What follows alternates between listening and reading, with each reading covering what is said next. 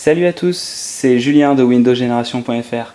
Bienvenue dans cette nouvelle vidéo dans laquelle je vais tester Windows 10, le tout premier système d'exploitation de Microsoft à avoir été co-conçu par la firme elle-même et par ses utilisateurs grâce au programme Windows Insider. Alors le leitmotiv de ce système d'exploitation, c'est être plus facile et surtout nous donner la capacité d'en faire plus. Alors est-ce que ce système de Microsoft tient toutes ses promesses? C'est ce que nous allons découvrir dans cette vidéo de test.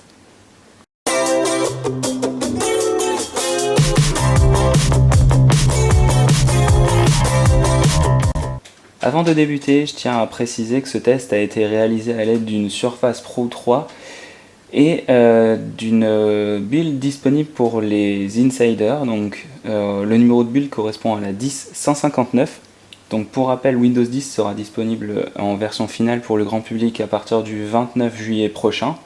Jusqu'ici, Microsoft va s'attaquer à la résolution de bugs pour les builds qui sont déjà disponibles pour les Windows Insider. Donc on est en présence ici d'une build qui est quasiment finalisée et on va dire que Microsoft va jusqu'à la sortie du système s'attaquer uniquement à la résolution de bugs.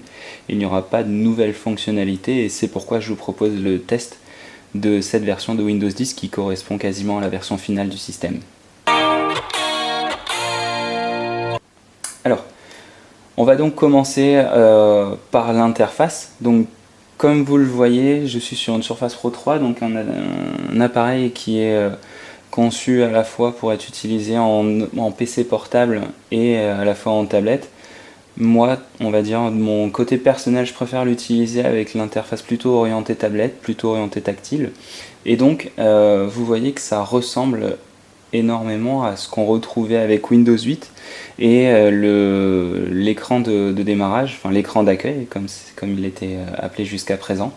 Donc on retrouve ce système de vignettes dynamiques qui sont redimensionnables, on peut leur donner plusieurs tailles. On a ici par exemple des vignettes en taille moyenne, ici en taille large. On peut avoir encore d'autres tailles de vignettes. Par exemple, je vais vous faire la démonstration pour l'application météo.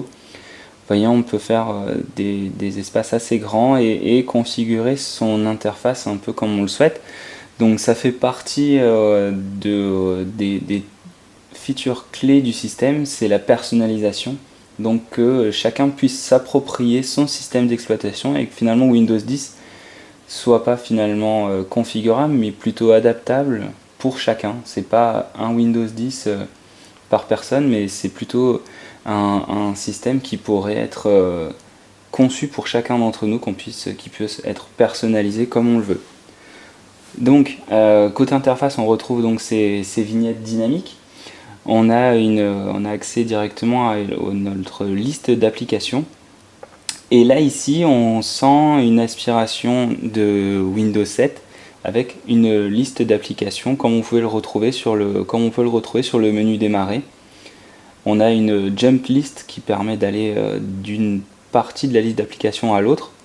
Donc ça ressemble énormément à ce qu'on retrouve sur Windows 10 côté mobile. Et finalement c'est un des points clés de ce Windows 10 qui est utilisable sur PC, sur smartphone et sur tablette. Et finalement, si vous savez utiliser Windows 10 sur l'un de ces appareils, vous saurez l'utiliser sur l'ensemble de ces appareils.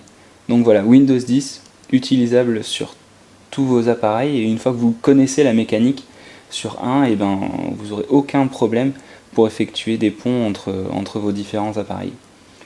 Alors donc cette liste de vos applications, donc voilà, elle se retrouve ici.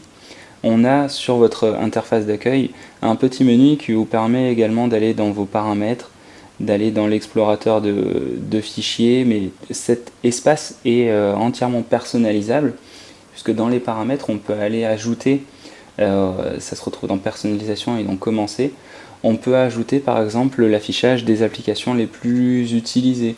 Vous voyez, hop. Là j'ai activé système et donc les applications les plus utilisées pour le moment c'est la calculatrice, l'alarme et le bloc-notes. Donc vous voyez, je viens seulement d'utiliser système, ça en est en tout cas la preuve.